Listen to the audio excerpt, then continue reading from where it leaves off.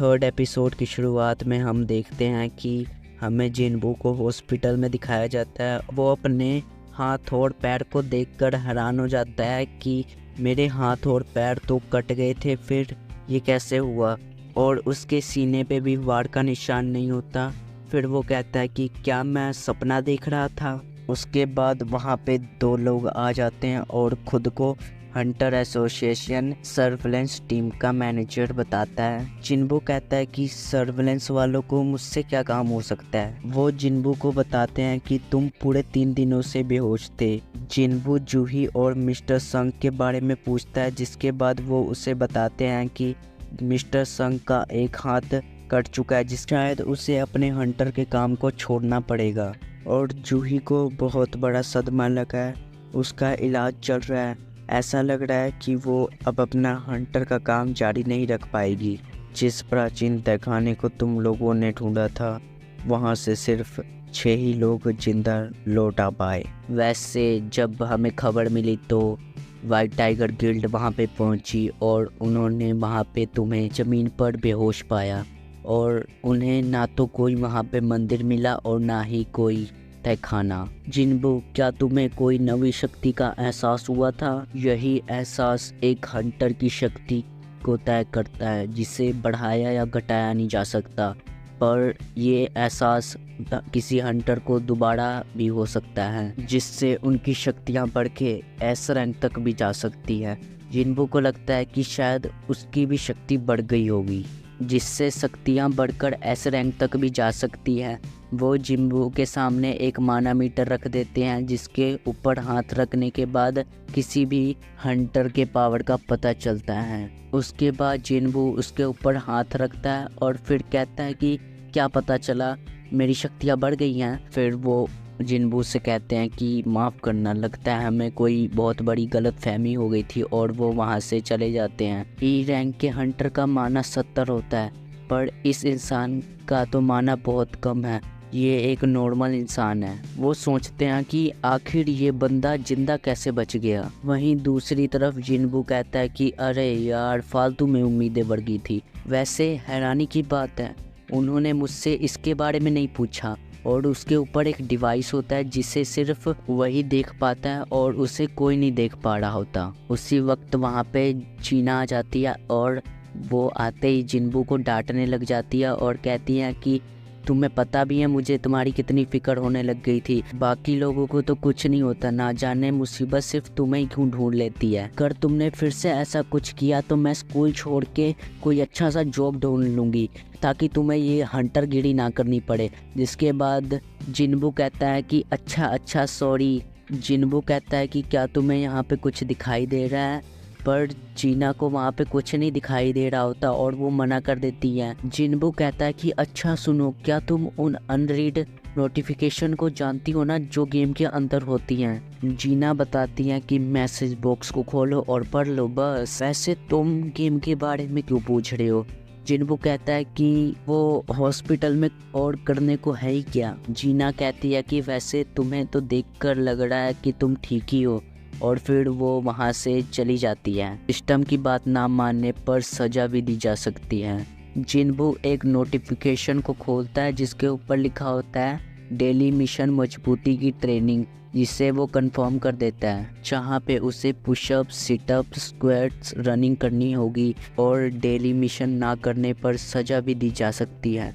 जिनबू कहता है कि ये क्या है, ये तो बहुत ही भद्दा मजाक है, मैं हॉस्पिटल में हूँ तो ये सब चीज़ें कैसे कर सकता हूँ। वहीं दूसरी तरफ जो लोग जिनबू के पास आए थे वो कहते हैं कि मुझे नहीं लगता कि जिनबू को दोबारा शक्तियों का एहसास हुआ है कोई। हम खुशकिस्मत हैं कि इस हादसे के बाद गेट में कोई दरार नहीं आई। मुझे लगता है कि इसे स्पेशल केस बनाकर जांच के लिए भेज देना चाहिए। उसके बाद सीन चेंज होता है और हम एक बंदे को देखते हैं जो कहता है कि मिस चार्ड, मैं चाहता हूँ कि एक रेड में तुम इंस्ट्रक्टर की तौर पे शामिल हो। तुम्हें कुछ नहीं करना, बस तुम्हें लड़ना है जैसा तुम हमेशा करती हो। बाकी सब तुम्हें देखकर ही सीख जाएंगे, और सीखे भी क्यों ना, तुम हो ही इतनी काबिल। ये हंटर गिल्ड इस देश की 5 सबसे बड़ी गिल्ड में से एक है, पर दुनिया अब भी हमसे अनजान है। माना कि हर हंटर के रैंक को बढ़ाया नहीं जा सकता, पर उसके जंग लड़ने की खूबी को तराशा जरूर जा सकता है, ताकि समय आने पर हम पूरी तरह तैयार रहे। जिन्बू हॉस्पिटल में सोया होता है कि तभी उसे एक नोटिफिकेशन आता है।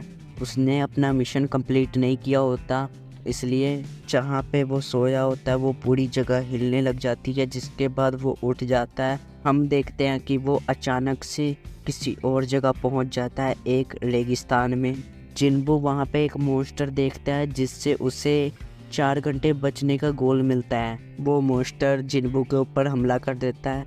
तभी हम देखते हैं कि काफ़ी टाइम तक जिन्बू बचता हुआ उससे काफ़ी टाइम तक बचता है कि तभी जिन्बू को एक और मैसेज आ जाता है और उसे 2 घंटे और उस मॉन्स्टर से बचना होगा। वो मॉन्स्टर जिन्बू को बस मारने वाला ही होता है कि तभी टाइमिंग कुछ सेकंड की वजह से जिन्बू बच जाता है और वापस से हॉस्पिटल में आ जाता है और उसका मिशन कंप्लीट हो जाता है। हम देखते हैं कि हमें सुबह का सीन दिखाया जाता है। जिन्बू अपने कपड़े पहन के सुबह सुबह कहीं चला जाता है और वहीं दूसरी तरफ हमें जूही को दिखाया जाता है, जिसको एक फ़ोन आता है मिशन के लिए और वो बंदा उससे कहता है कि सुना है संक जिन्बू को होश आ गया। हमें हॉस्पिटल का सीन दिखाया जाता है जहाँ पे जूही फूल लेकर जिन्बू के लिए जा रही होती है। वहाँ पे 2 नर्स बात कर रही होती हैं कि इन्हें जब से होश आया है ये यही कर रहे हैं। माना कि ये हंटर है पर इन्हें आराम करना चाहिए। और हम देखते हैं कि जिन्बू अपनी एक्सरसाइज कर रहा होता है और ये देखकर जूही वहाँ से चली जाती है। जिन्बू एक जगह पे जाकर बैठ जाता है और कहता है कि मुझे धीरे धीरे अब सब कुछ समझ आ रहा है। ये स्क्रीन्स मेरा कोई वहम नहीं है। हर दिन मिशन करने पे उसे 3 तरह के इनाम मिलते हैं।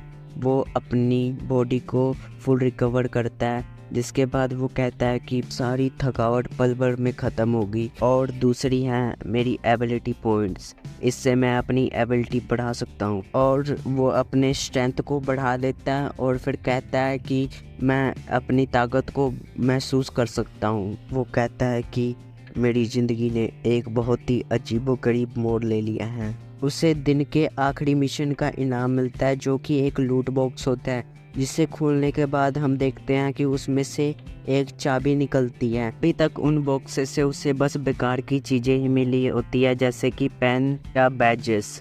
वो चाबी एक तहखाने की होती है। वो कहता है कि ये भी शायद मुझे मजबूत बनाने के लिए है। हमें फ्लैशबैक का सीन दिखाया जाता है जहाँ पे डॉक्टर जिन्बू से कह रहा होता है कि ये वो बीमारी है जो गेट के सामने आने की वजह से ये 10,000 लोगों में से किसी एक को होती है।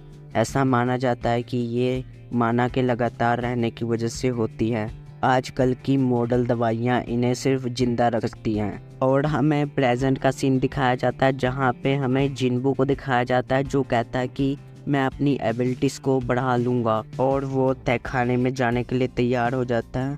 फिर वो एक मेट्रो स्टेशन पे आता है। जिन्बू अपनी पूरी तैयारी के साथ आया होता है और फिर वो जैसे ही अपनी चाबी निकालता है वहाँ पे एक ताला आ जाता है। जिन्बू उस ताले के अंदर चाबी को डालकर घुमा देता है। चाबी के घुमाने के बाद वो उसके अंदर चला जाता है। वो दरवाज़ा बंद हो जाता है और हम देखते हैं कि जिन्बू के सामने से ही एक लड़की जाती है, जिसके बाद जिन्बू समझ जाता है कि ये अलग डायमेंशन में पहुंच गया है। वो जिन्बू एक अलग डायमेंशन में होता है और वो तहखाना कोई मामूली तहखाना नहीं होता। वो कहता है कि मैं ऐसे तहखाने में पहले कभी नहीं आया। वो ज़रूरत पड़ने पर भागने की सोच रहा था, पर गेट बंद होने की वजह से अब वो वहाँ से नहीं भाग सकता। वो कहता है कि मैं तो ई रैंक के दानवों को भी नहीं हरा पाया था, फिर मैं अकेले ये कैसे कर पाऊँगा। फिर वो कहता है कि मुझे करना ही होगा ये, और वो उस तहखाने के नीचे चला जाता है। जिन्बू जा ही रहा होता है कि तभी वहाँ पे हम देखते हैं कि ई रैंक के 3 दानव आ जाते हैं और वो आते ही जिन्बू के ऊपर हमला करने लग जाते हैं, जिसके बाद जिन्बू बहुत ही मुश्किल से उन दानवों से बच पा रहा होता है। वो इन दानवों से ज़्यादा देर तक नहीं बच सकता, तो उसे कुछ ना कुछ तो करना ही होगा। तभी वो एक दानव को पेट में चाकू घुसा के उसे वहीं पे मार देता है। उसके बाद वहाँ पे सिर्फ 2 दानव बच जाते हैं। उसके बाद वो दोनों दानव जिन्बू के ऊपर हमला करने लग जाते हैं, जिसके बाद जिन्बू उनसे बचकर एक दानव के सिर में चाकू घोंप देता है और उसके बाद अब दूसरे दानव को बीच से फाड़ देता है। हम देखते हैं कि उन मॉन्स्टर के मरने के बाद उस जिन्बू के पीछे एक भेड़िया टाइप का मॉन्स्टर आ जाता है और वो आते ही जिन्बू के चाकू को अपने दांतों से तोड़ देता है। जिन्बू कहता है कि मुझे महसूस हो रहा है ये उन दानवों से कई ज़्यादा शक्तिशाली है। जिन्बू के पैर कांपने लग जाते हैं और उसके पैर हिल ही नहीं रहे होते। वो कहता है कि क्या मैं अभी भी सदमे में हूँ, क्या मैं अभी भी डरा हुआ हूँ। हम देखते हैं कि वो भेड़िया जिन्बू की तरफ भागता हुआ आगे बढ़ने लग जाता है और जिन्बू के गाल पे एक कट मार देता है। जिन्बू सोचता है कि यहाँ पर कोई हीलर नहीं है, अगर यहाँ पर मैं घायल हो गया तो यही मेरी कहानी ख़त्म। और फिर हम देखते हैं कि वो भेड़िया फिर से भागकर आता है और जिन्बू के ऊपर हमला कर देता है। और फिर हम देखते हैं कि इसी के साथ ये वाला एपिसोड यहीं पे ख़त्म हो जाता है। तो फिर मिलते हैं अगली वीडियो।